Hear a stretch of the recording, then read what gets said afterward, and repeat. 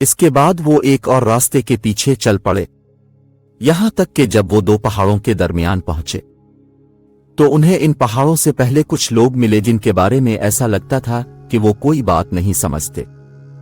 उन्होंने कहा, ए जुल्करनैन, जोज और माजूज इस जमीन में फसाद फैलाने वाले लोग हैं, तो क्या हम आपको कुछ माल की पेशकश कर सकते हैं जिसके बदले आप हमारे और उनके दरमियान कोई दीवार बना दें?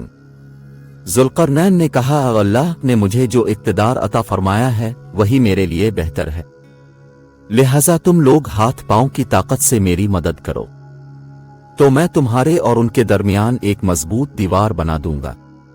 मुझे लोहे की चादरें ला दो।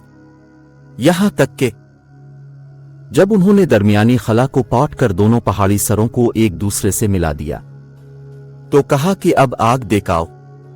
यहां तक कि जब इस दीवार को लाल उंगारा कर दिया तो कहा कि पिघला हुआ तांबा लाओ, अब मैं इस पर उंडी लूंगा।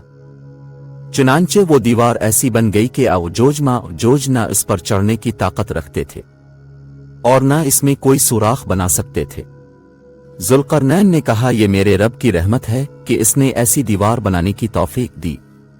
फिर मेरे रब ने जिस वक्त का वादा किया है, जब वो वक्त आएगा तो वो इस दीवार को ढाकर जमीन के बराबर कर देगा और मेरे रब का वादा बिल्कुल सच्चा है।